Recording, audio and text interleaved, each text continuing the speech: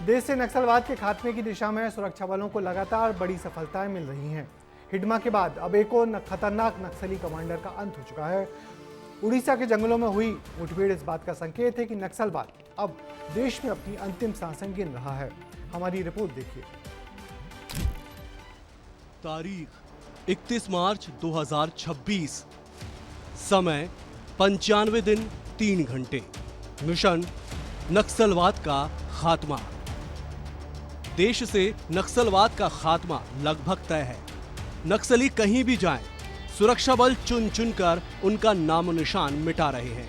यानी नक्सलवाद खात्मे की गूंज पूरे देश में है।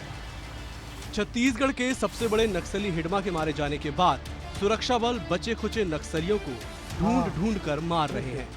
इस बीच गुरुवार को उड़ीसा में एक और खतरनाक नक्सली मारा गया। उड़ीसा के कंधमाल और गंजाम जिलों के जंगलों में नक्सलियों और जवानों के बीच कई बार गोलीबारी हुई, जिसमें 6 नक्सली मारे गए। मारे गए नक्सलियों में सबसे जरूरी नाम गणेश उइके का था। उसका असली नाम पाका हनुमंतु उर्फ राजेश तिवारी है, जिस पर 1 करोड़ रुपए का इनाम था। तेलंगाना का रहने वाला गणेश उइके पिछले 4 दशक से नक्सली संगठन का हिस्सा था। कॉलेज के समय से मेडिकल स्टूडेंट यूनियन से जुड़कर उसने कई बड़े हमलों की प्लानिंग बनाई।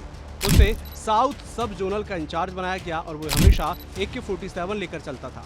इसके साथ ही गणेश 7 भाषाओं में ज्ञानी और रणनीतिक सोच रखने वाला नेता था।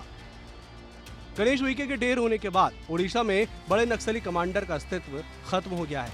जवानों के लिए अभियान बड़ी सफलता साबित हुई है। गणेश उइके की डेड बॉडी उड़ीसा पुलिस द्वारा रिकवर की गई। इस हिसाब से देखा जाएगा मोदी संगठन का टॉप लीडरशिप का काफी हद तक अभी सफाई हो चुकी है।